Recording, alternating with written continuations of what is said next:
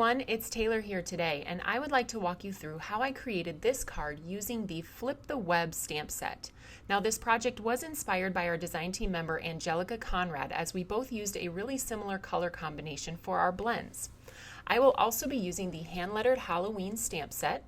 I have embossing tools here, white embossing powder, Versamark, and a powder tool, along with ink and a blending brush. I'm starting with my MISTI and a piece of Oreo cardstock, and I'm going to set up that corner web up in the top right corner of my MISTI. I'm going to pick that up with the lid, and then we're going to stamp that with Versamark ink onto the Oreo cardstock. I have overlapped the image slightly off the side and the top of the cardstock because I want to see that entire web on there.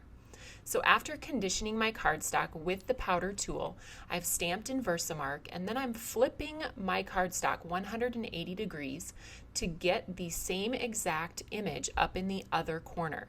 That's why we call this stamp set Flip the Web, because you just flip your cardstock and then you get evenly spaced spider webs, whether you're using the straight spider web or the corner web like I am here. After applying the embossing powder, I'm heating that with my heat tool, and then, this is surprising, but I'm actually going to take my scissors and cut out the spider webs along the edge. We do have a die to cut the straight spider web for this set, but if you want to cut that corner, the cuts are pretty easy and you can just do that with a scissors. So here I have a piece of sugar cube cardstock, and I'm starting with jelly donut ink and applying that with my purple blender brush around the edges of the project. Now I know my spider webs are going to rest in the corners, so I'm not adding as heavy ink in those corners, just don't need to waste my ink up there. So I'm adding now the darker eggplant color around the edges of the spider web and in the corners that are not covered by the spider webs. Then I'm adding a little bit of contrast with some poppy seed ink to get a little bit of that dark grayish black color in there. Next I'll be adding the foam adhesive to the back of the spider webs, and I set those aside to use here in a minute. I'm arranging the spider webs before adhering them so that I can space out where I'd like that boo to you sentiment to fit. After picking that up with the lid of my MISTI and making sure that it's straight, I'm stamping that in Oreo ink. Then I'm going to wash my stamp using my stamp cleaning cloth and my stamper spritz, and then I will re-ink and place down in the same spot using Versamark ink. Then you'll see here that I'm going to grab my diamond embossing powder and put that over the top of the Versamark. Now that's going to create a clearly embossed portion that has a little bit of glitter to it. You can see that glitter here on the screen. So as I heat that up, that's going to bring the black back out but add sparkles to it.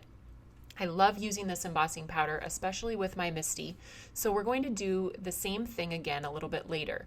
First, I'm going to attach those webs to the corners of my card, and then we're going to take these two spider dies. These come from the Spiders and Spiderwebs die set, and now I'll be running those through my die cut machine. I have one of the large and two of the small. And after cutting them out, I wanted them to be sparkly like my sentiment. So I'm taking and pressing them into my Versamark pad and adding that diamond embossing powder over the top. So as I heat each of these, you'll see the black return to the cardstock, and I will get a little bit of that sparkly shimmer look to each of those spiders. It just really adds a fun detail to your projects when you use that diamond embossing powder. So to finish this off, I'm taking little round adhesive dots and adding those to the back of my spiders and arranging them on the panel where I want them. Next, I'll be using a ruler and a micron pen to draw a straight line up from each spider to the top of the card and to the top of the spider web, just to connect those two pieces together. Now, I will be adding that finished card panel to a sugar cube card base, and the card will be all done. Hopefully you've learned a little something new about how to use our Flip the Web stamp set. I hope you will check out Angelica's card because it is awesome and will give you even more ideas for using this fun set. So thank you guys for tuning in today, and you can find all of these products at the Tailored Expressions web store at tailoredexpressions.com.